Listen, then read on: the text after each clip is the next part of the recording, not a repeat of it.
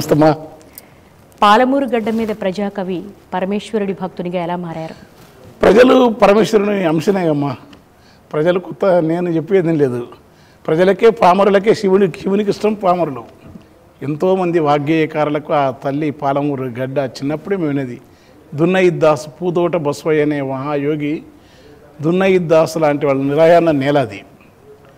తర్వాత మా ఫాదర్ కూడా తెలిసి తెలియక మా ఊర్లో ఒక అటవీ వైష్ణు అంటే ఆయన కోటకదిరి చంద్రమౌళీశ్వర స్వామి యొక్క శిష్యుడు. 108 సంవత్సరాలు బతికిన అవధూత చన్నదాస్ అని మా నాన్నగారు ఆయన శిష్యుడు.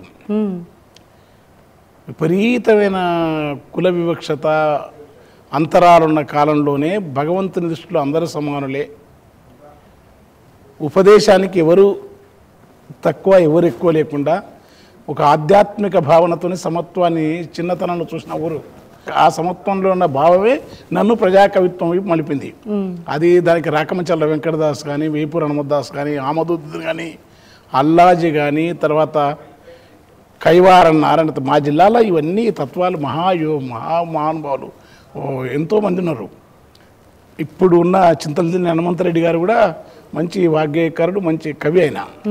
అంటే ఆ పరంపర ఉన్నవాళ్ళు, ఆ పరంపరలో ఉన్నందువల్ల అది వచ్చి ఉంటుంది. మా లింగమూర్తి అందరూ చంద్రయ్య గారు, ఎంబడి చంద్రయ్య గారు వాళ్ళు, తర్వాత ప్రజాకవిత్వం ఈ వామపక్ష ఉద్యమాలకి వచ్చింది. అందుకని ఇక దానికి నేను ఎప్పుడు రావిశాస్త్రి గారు అంటారు, దైవ దూషణ విప్లవ నింద, విప్లవ దూషణ దైవ దూషణ ఎప్పుడు చేయొద్దన్నారు రావిశాస్త్రి గారు.